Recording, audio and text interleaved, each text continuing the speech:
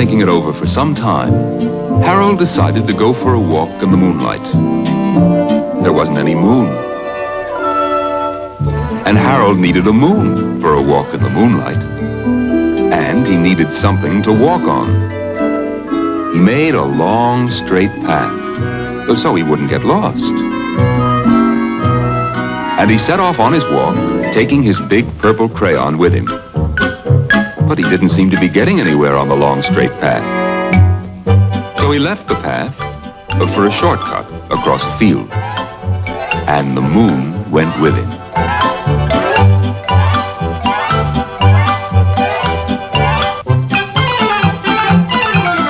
The shortcut led right to where Harold thought a forest ought to be.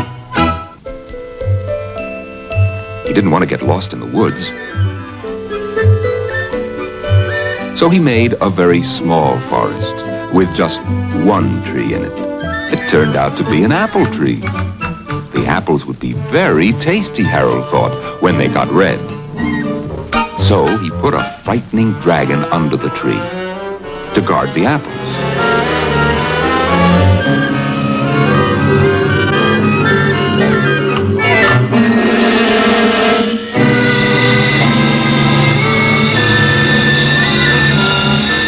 His hand holding the purple crayon shook. Suddenly he realized what was happening. But by then Harold was over his head in an ocean. He came up thinking fast.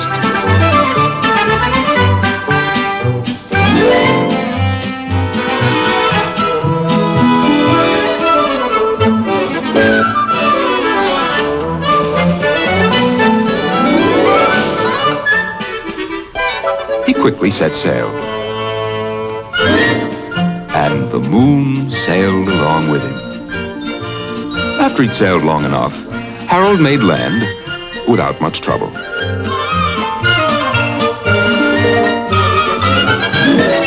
He stepped ashore on the beach, wondering where he was. The sandy beach reminded Harold of picnics, and the thought of picnics made him hungry.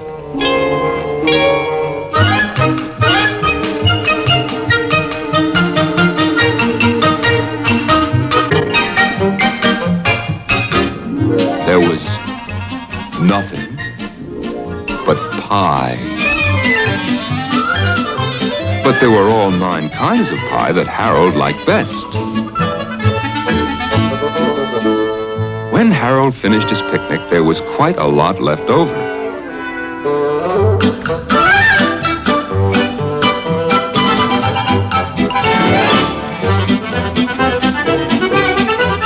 So Harold left a very hungry moose and a deserving porcupine to finish it up.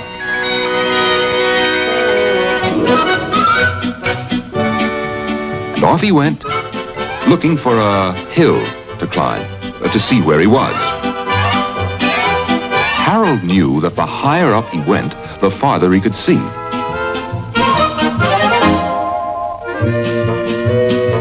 If he went high enough, he thought, he could see the window of his bedroom. He was tired, and he felt he ought to be getting to bed.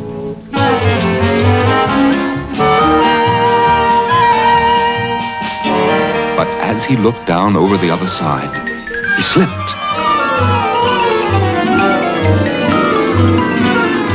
Luckily, he kept his wits and his purple crayon.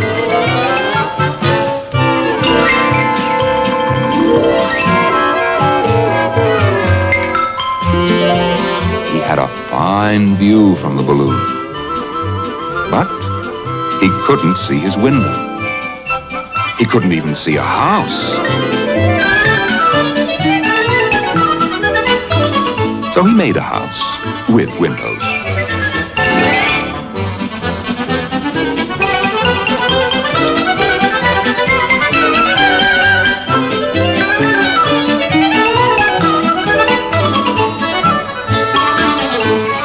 None of the windows was his window.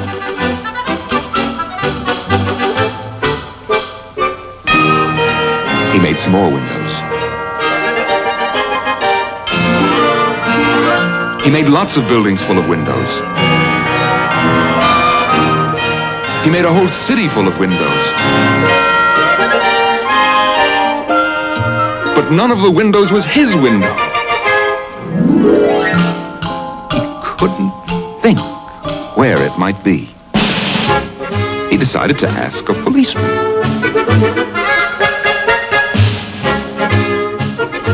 The policeman pointed the way Harold was going anyway.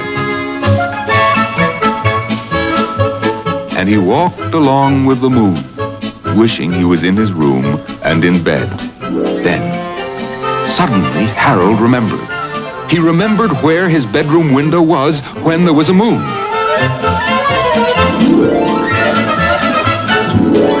It was always right around the moon.